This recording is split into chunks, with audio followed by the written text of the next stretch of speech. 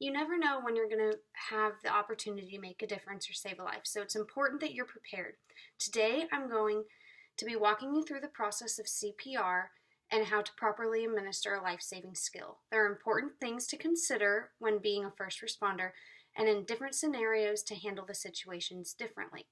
I will help prepare you for the differences and walk you through each step. First thing to remember about being a first responder is that you need to protect yourself first. You can't help anyone if you are not safe. So the first step is to size up your scene and make sure that you are walking into a safe environment.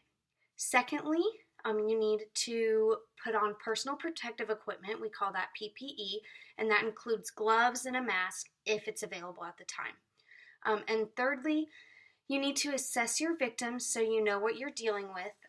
You don't want to walk up on a scene to just a sleeping man, so you need to check for consciousness. If your victim is unconscious, you then call 911 or direct someone to do so. And lastly, you need to check your vitals. You check your vitals with 2 fingers right here up on the carotid artery, and you do this for no longer than 10 seconds. You push in and you put your ear down to their mouth to check for a pulse, and then you're also looking for their chest to rise and fall for breaths. If these don't happen, you can then go into your CPR steps. After correctly assessing the situation and realizing that the victim is in need of CPR, you start your steps as followed. You give 2 rescue breaths, and this is checking the airway. If they don't go in the first time, assume that you did something wrong, retilt their head to open the airway again, and retry. If the 2 breaths still don't go in, then you start compressions. You're going to give 30 compressions. You're going to hold your hands like this. You want your hands, you want your fingers locked up just to protect yourself. You don't want to look like you're doing anything inappropriate. And you're going to push right about here. You give 30 compressions, and you then check their mouth for a foreign object. And then you give 2 breaths. The point of this process is if the airway is blocked, you're trying to move an object up or down.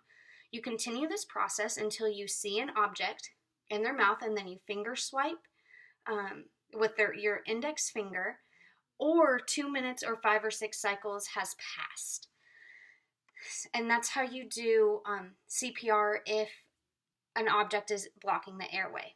If the breaths do go in right away from the 2 original rescue breaths that you did, you start 30 compressions, at least 2 inches for an adult, and then at a rate of 100 compressions per minute. After the 30 compressions, you do 2 breaths, and then you go back to 30 compressions, and then back to 2 breaths. And you continue to do this for about 2 minutes or 5 to 6 cycles, and then you recheck your vitals to make sure that you know what you're dealing with still. There are 6 reasons why you can stop CPR. Number 1 being the scene becomes unsafe. Number 2, there's signs of life. Number 3, equal training someone who has equal training has arrived to help you. So you guys would split CPR, and that works a little bit differently.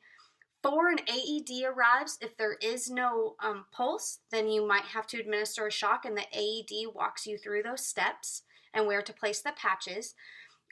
Number 5, EMS arrives, and they are higher training than you, so they would take over. And number 6, I don't like using this one, but it is technically a reason, too tired. I believe that a life saving is worth more than being too tired, but CPR does become too tiring. So if you can't continue because you become too tired, that is a reason to stop. So in conclusion, I hope that this information better prepares you to deal with an emergency. This information is important and could save a life one day. I was able to save my brother's life, and CPR made the world of difference until EMS was able to take over. Thank you, and remember, it's a beautiful day to save lives.